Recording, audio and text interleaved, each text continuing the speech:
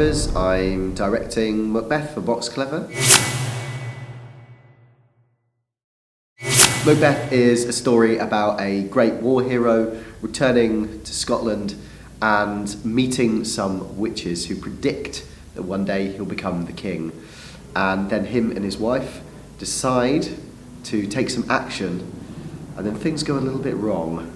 Let's put it that way. It's a bloody, exciting thriller of a play, and one of the most important plays of our times, really, because it talks a lot about what it is to be a leader or a bad leader, in this case.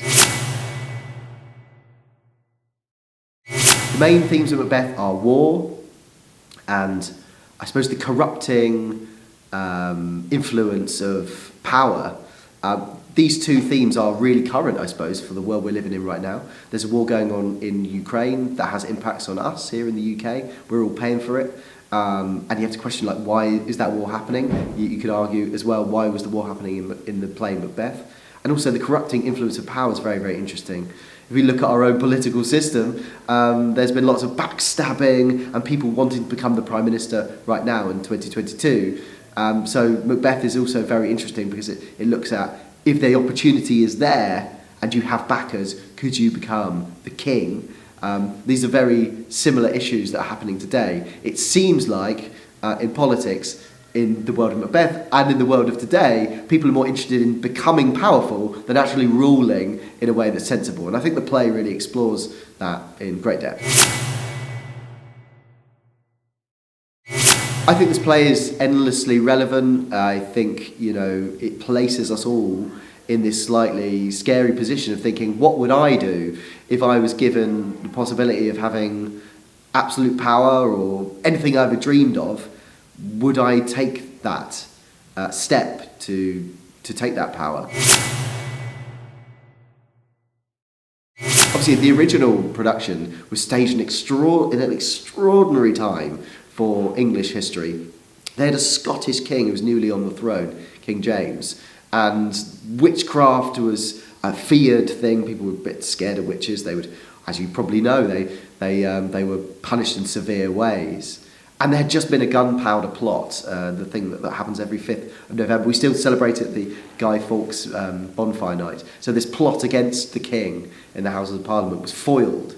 So all of this stuff had happened recently. So when Macbeth was tasked to write this play for King James, as a bit of a present really, performed originally in his palace, he was really kind of using a lot of those original kind of inspirations that were in the air in Jacobean London, and he was putting them in a play which set in Scotland, and it was about a Scottish king who gets killed, and then the person that, and took that action, well, again, you've got to come and see it, but maybe it doesn't go too well for them. So it's a bit of a warning piece, but also Macbeth's being very clever. He's writing about stuff that happened hundreds of years ago in Scotland, but maybe he's really writing about what's happening right then in London, about the factions that were building against King James. Now let's think about that compared to our Box Clever version, which is coming into you guys to get straight into schools, which is asking these big fundamental questions about power and the ruinous kind of element of being corrupted by power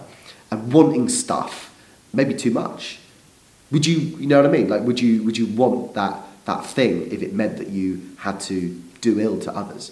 So I think this particular production puts those ideas front and centre, but it's really exciting. It's got loads of combat. It's got awesome costumes. It's incredibly intense with really mad dance music. I don't think they had that back in the original palaces or the Globe in the 1600s. So this is much more kind of high impact, loud, brash, and there's lots of audience interaction. But then that audience interaction is actually probably very true to the original performances that Shakespeare was doing, which are outside, where the actors could see the audience. So in some ways, this modern production is quite different. It's like something out of a sci-fi. But in other ways, it's actually very Shakespearean in the truest sense, because it's interactive, it's got a raucous energy. And I think in those original productions, which were very simply staged in some ways, with a set design which was not overly complicated, lots of interaction, lots of energy. So maybe, there's a little bit of the tradition and a little bit of the modern. Okay, so the biggest thing I hope you guys take from this staging is that you become interested in Shakespeare, because for me, he's still the greatest writer that's ever graced this country, and he really knows how to ask the big questions.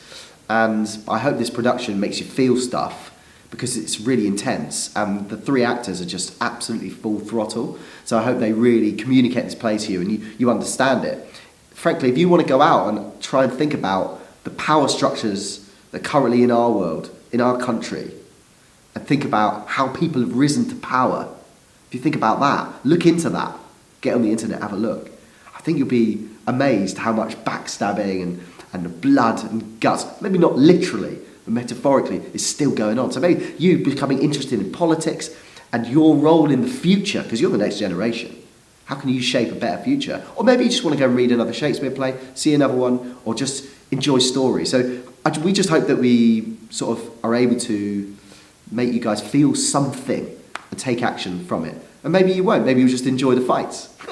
Maybe you'll just have a laugh with us. But we just hope you have a good time, really.